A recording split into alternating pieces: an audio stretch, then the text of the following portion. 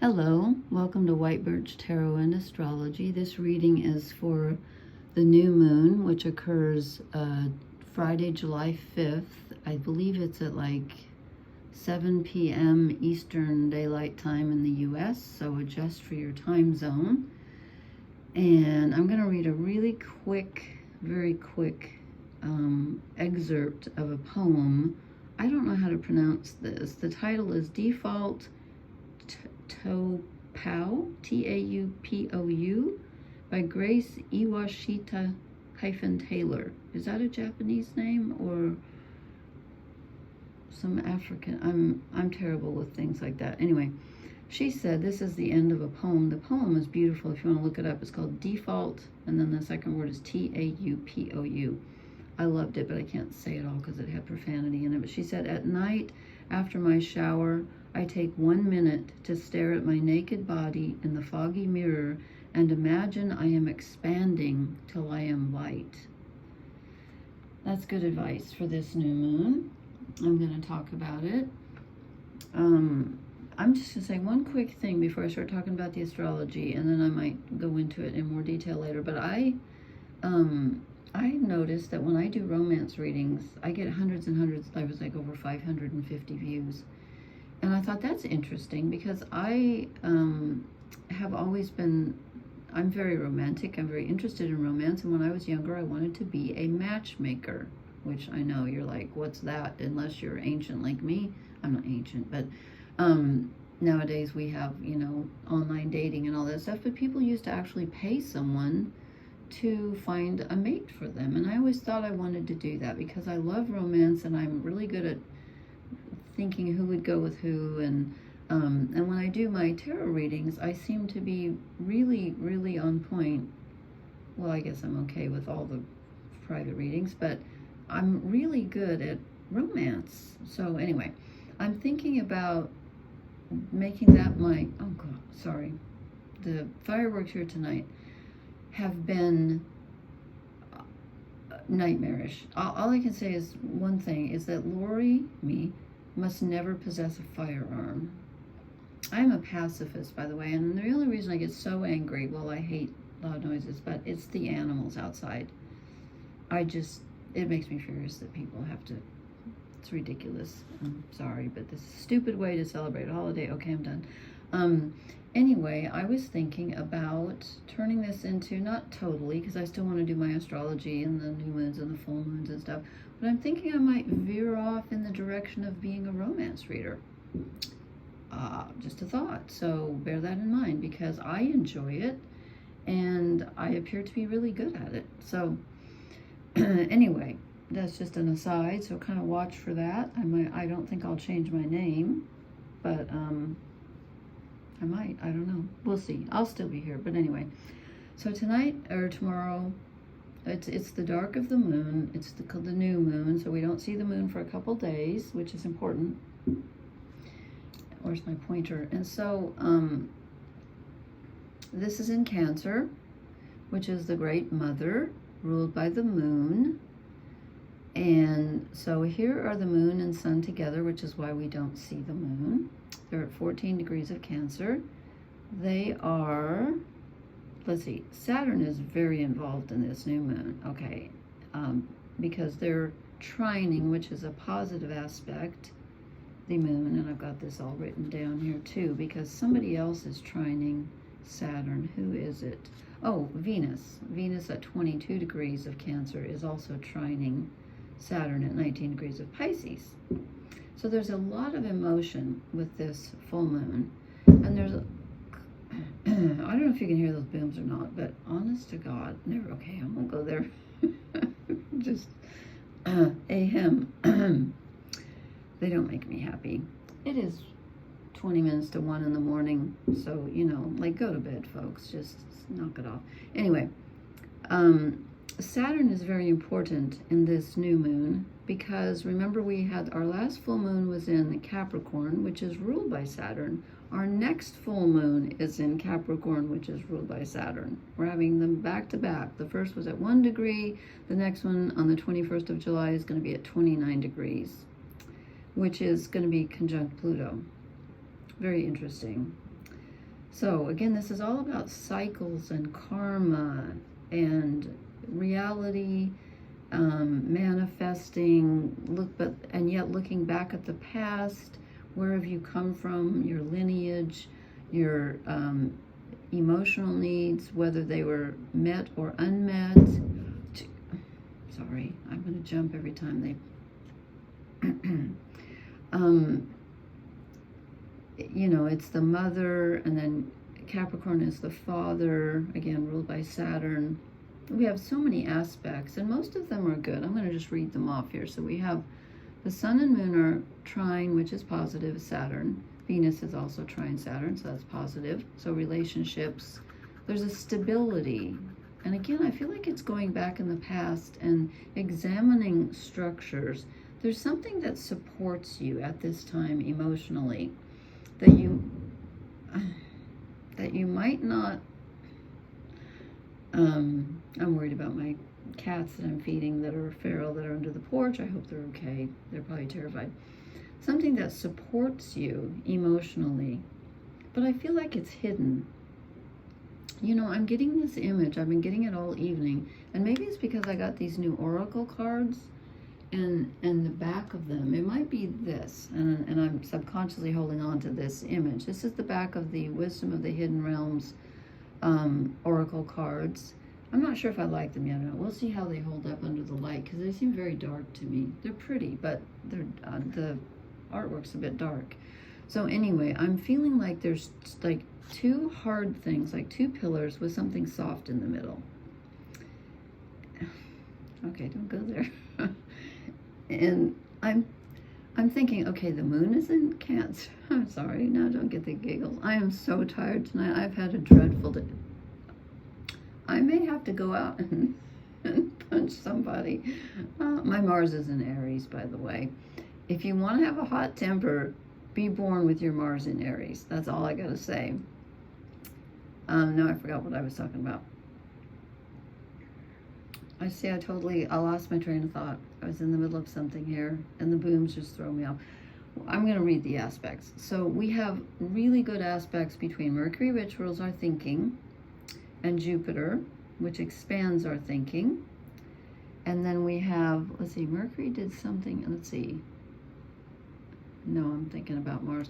Mercury is also, here's our thinking, our communication too.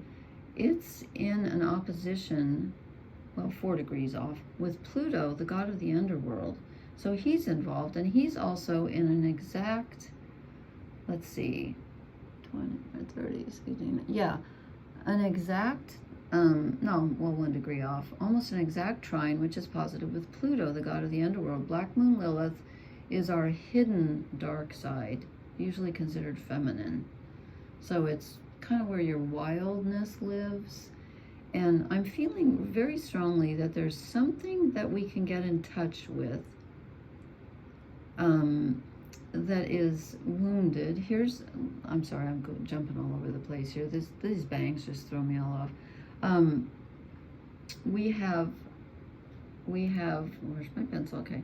We have Chiron squaring Venus. So Venus, again, loved ones, relationships. Chiron is where we've been wounded. So something may be coming up with this Black Moon Lilith in very good conversation with the god of the underworld.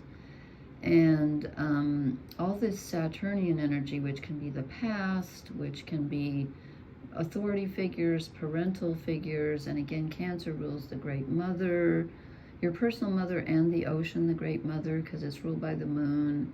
And we've got, Venus involved with our loved ones. There's something going on here. There are so many aspects. Oh, this is what I was going to talk about. Venus is squaring Chiron, the wounded healer.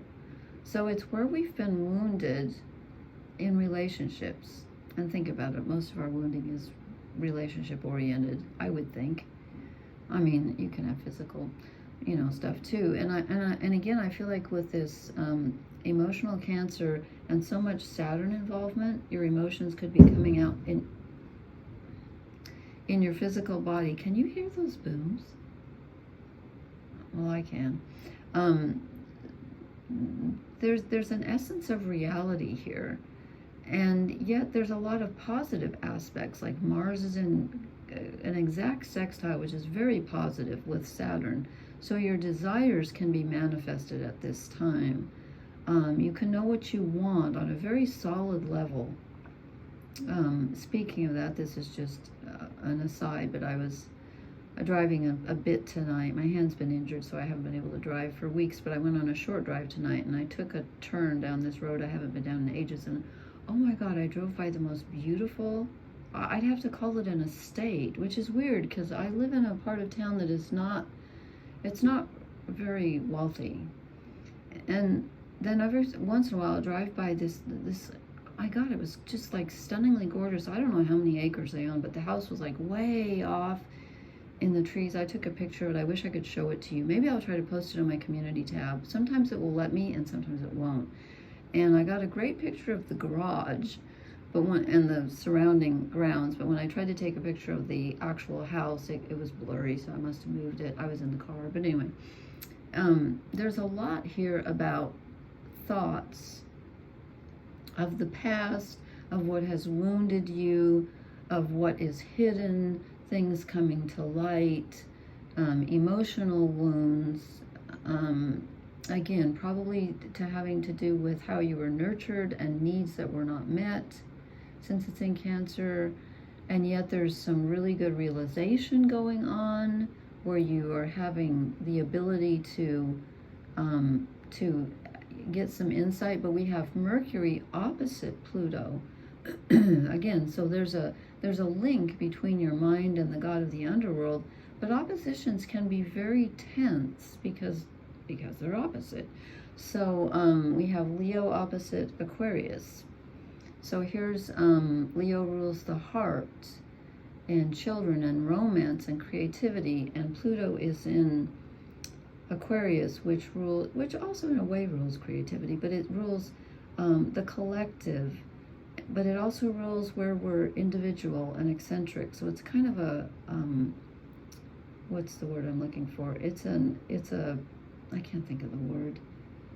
You know, when things are two opposites at the same time, it's a contradictory sign because it has two rulers. Two rulers. It's ruled by Uranus, who is over here in Taurus with Mars, and it's ruled by Saturn, who's figuring very heavily in this new moon. And one more thing, the north nodes are also involved here because they're at 10 degrees of Aries. And so we have some fire energy here with our future, where we're headed. It's not quite conjunct Chiron, the wounded healer, but it is, it is in good communication with Jupiter, who's in good communication with Mercury. So let's see, that would be, wait, did I miss something here? Sorry, he's in Aries. So yeah, they're trying to each other. I missed that. Chiron, the north nodes are trined Mercury. So we're thinking about where we want to head forward, and we get some good insights at this time. But remember, change can be painful, and insights can even be painful. This is very active. It's very active, it's very emotional, but it also has a very ability to be very grounded in reality. Okay, I'll stop, or I could go on about this all night, and I don't want to because I have a lot of cards to discuss, so I will move my stuff out of the way. And thank you, Happy. Okay, this screen is weird because you see more than I do when I look at this. Okay, I couldn't decide what to pull, and then I pulled some shadow cards. So anyway, we're going to start here. Three of Wands. This is an achievement that you may not even realize that you have made on a very tangible level. It's like level 1. You've made it to level 1, and you're looking forward thinking, okay, I've made it this far. Now what do I want to do? There's a surveying aspect like there is in the Two of Wands, but it's also about completing something. 3 is our completion. So something that you have completed. And then we get the 8 of Wands, which is movement and sometimes information coming in. So this guy looks like he is contemplating a message coming in. And it could be telling you where you want to move forward to next. That 2 didn't need to be in there. Where you want to move forward next. But there's some movement going on. Something's changing. Something's changing. And then we get the 5 of Pentacles, which is the going it alone card, which seems to be coming up a lot lately. This is, I'm going to do it my way. I don't need any help. But with the new moon in Cancer, you probably do need emotional support. So please ask for some if you do. But on a material level, you want to do things your way. Look, he's wounded. He's got a wrapped up wrist. So there's an element of being solitary here. And then there's a lot of wands tonight, a lot of fire energy, which is weird because all we have in fire are Chiron and the North Nodes. So where we've been wounded and where we're supposed to be moving forward, or the path that we're supposed to be taking in this lifetime. King of Wands, being in control of your decisions, being in control of your actions. Not so much decisions, that's kind of a mental thing. But it's like, what do I desire? I should say your desires. Being in control of your desires, knowing what you want, and then knowing how to get it, and having the guts and the bravery to go out and get it, okay? Then things switch up a bit, and we get, here's our first major arcana, we get the Hermit. This goes along with the 5 of Pentacles, going it alone, feeling very alone and saying, I'm going to forge my own path and express my individuality in a way that no one else ever has. And of course, there's only one of you. No one else is like you in the entire universe. Think of that. We're all one, yes, and Neptune is telling us that right now, and that's a kind of a theme. But you're also an individual, and there will never be anyone like you again, so express yourself. But you're going to be spending a little bit of time in contemplation by yourself. Then we get the 8 of Cups, walking away from something that's emotionally difficult to let go of. And again, I feel like there's a lot of change here on an emotional and a mental level. It's kind of like scrutinizing, you know, okay, what do I need? What didn't I get? What do I need to get? How do I get it? And what do I need to walk away from in order to make room for what I need and what I want? Then we get, this is the only reverse card in the deck, we get the Emperor, which is interesting because we got the King of Wands in the upright, which is knowing, they're kind of similar energy, knowing what we want and going for it. But the Emperor is upside down. I'll show you the card because it's a beautiful card. I love these cards. This is Aries energy. And again, we have the North Nodes and Chiron in Aries. So it's about overcoming where you've been wounded and not letting that stop you. And in fact, it might even help direct you toward the path that you're to take. You might be using some of your wounds to inform your desires and decisions about where you want to go next, because where you've been wounded is often where you can most help others. But since the Emperor's in reverse, it's about trying to let go of control. You can't have total control, and trust. So again, this is not control over others, and it's not total control, because we don't have total control. It's about taking what you do have and what you can control and making the best of it, and trusting that you are being led where you need to go. And then we get the Ace of Wands, more wand energy. Goodness. So we got 1, 2, 3, 4. 4 wand cards out of 8. That's half. In case you can't do math like I can, haha, I'm not great at math. Okay, Ace of Wands. This is a new desire, a new path, and again, you could be on the same path, but you could be approaching it differently. You could be, tweaking it. You could be saying, well, just like I said with my tarot channel, like all of a sudden getting the idea, you know what? I think I might be more of a romance tarot reader and focus on that. Doesn't mean I have to give up. I'm not going to give up my astrology, but I'm feeling led in that direction. So you could be, you don't have to start from scratch, but you're changing something. Some new idea will come to you, and you think, I'm going to take a little bit of a turn here.